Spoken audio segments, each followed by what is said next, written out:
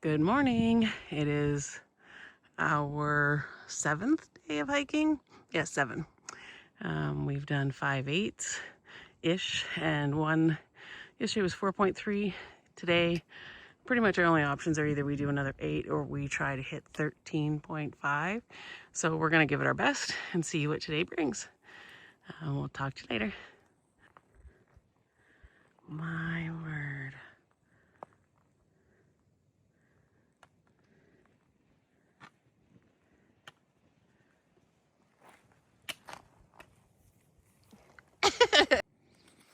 Okay, so we are at Low Gap Shelter, and we got here quite a while ago. We actually had a break.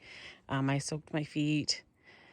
My knee isn't feeling bad today, but my feet are starting to burn a little bit, and I feel like I got another little blister starting on my baby toe. I have a couple small ones on each foot, and that's about it, but so it's not too bad. But today was day 7. Today we did 7.4 miles, and it was that's all we're doing is up and down mountains. So it's a lot of climbing and descending.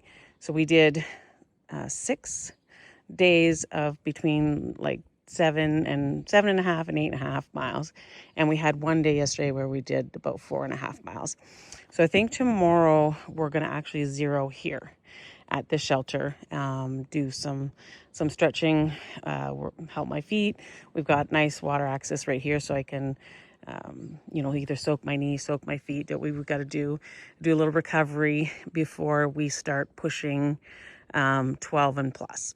So we're going to take a little rest day and then bump up from the 8s. We were going to try to do 11 yesterday, but we got too late. This is actually where we were going to be trying to head yesterday, but we got on the go too late after mountain crossings.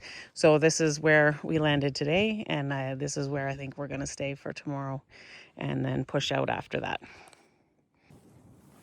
Good morning. So it's about 20 after 9 on our 0 day. I forgot to get the microphones out. I'll get them out I'm going to do a couple of videos today. I had no idea where they even were this week. So it just wasn't going to be like great videos this week with the weather, with us scrambling. There's Faithy coming down. There was a bunch of people at this shelter last night, but they all got up and on the go today. So I imagine it'll be probably quiet other than maybe people coming for their lunches. I woke up at my normal 5:30-ish, but was able to go back to sleep to try and get some extra rest today. But I'm going to flip the camera around. I'm going to show you bear cables. So far, we've only been at one place where we had to do a bear hang. It was a terrible bear hang. It was more like a clothesline that was 10 feet up. But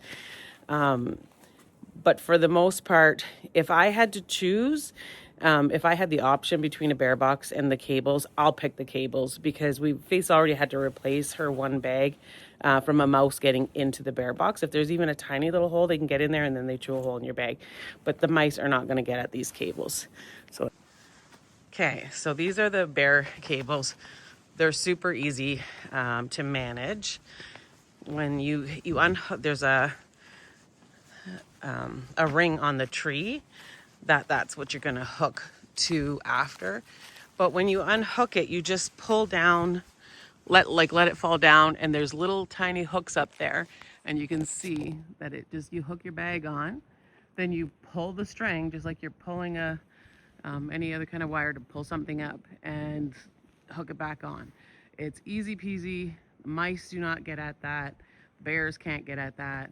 I wish, like even the campsites, they would be better off just having a few cables, because so many people, if there's, especially the one that we did stay at where we did have to do the bear hang, there was no good limbs. So then you're going to end up with people having terrible hangs and bears actually getting into the food. Do they have just 3 cables set up here? There was lots of people here last night, and it's enough for all of them because there's a few hooks on each, and they're pretty sturdy. They can hold several bags. Is it going? Hey guys, so I just wanted to talk about the Sawyer filters for all of us Canadians. We could only get certain Sawyer products. I ordered, Faith and I, the Sawyer Mini, the Sawyer Squeeze Mini off of Amazon, I think it was. And it worked great. We have no problems with it. They're small.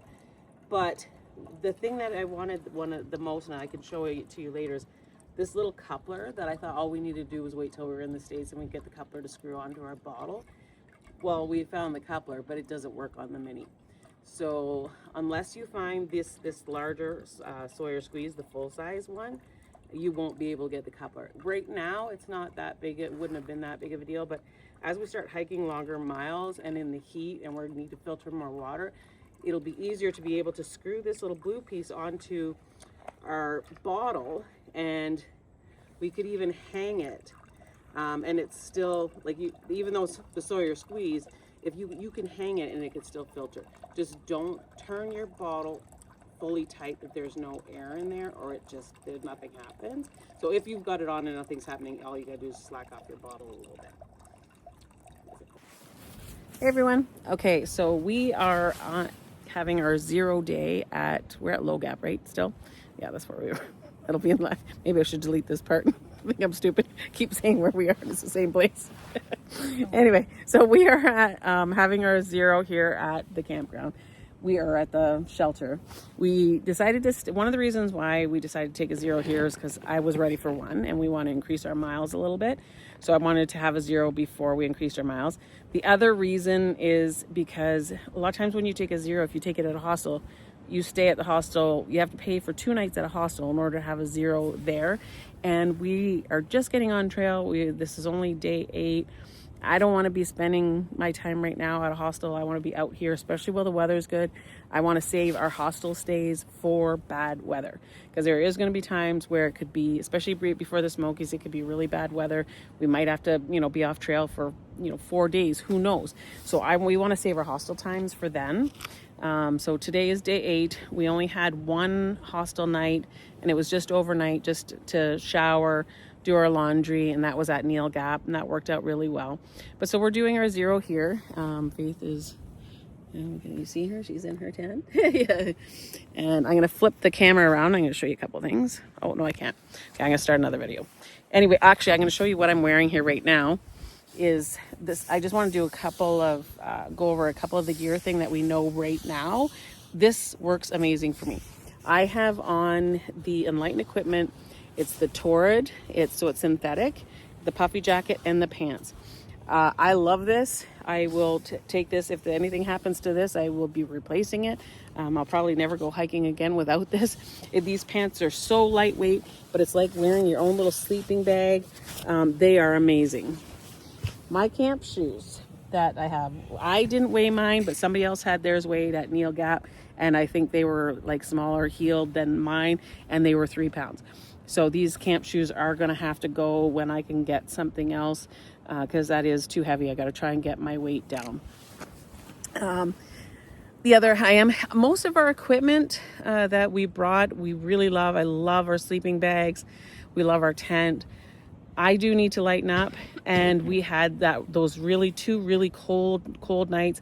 I was fine. I didn't even have on all my gear, and I was fine. So Neil Gap didn't have any other synthetic ones for me to get, but in that Outdoor 76 in Clayton, they have a 35 degree that will save me almost like 2.5 pounds, almost 3 pounds maybe, or at least 2.5 pounds, I'm thinking. And then if I can change my shoes, I could save 4 or 5 pounds, which will help me. Faith is keeping everything she's got. The only thing else that I switched at Neil Gap was we had got caught in 2 days of rain, and the long pants I had on, I thought, well, I can get away with wearing my leggings. These are Columbia ones that I've had for, 15 years. So they're really worn in and comfy.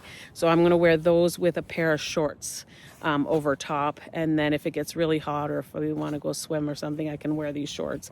So I picked up a pair of shorts at Neil Gap. Everything else so far is working out well.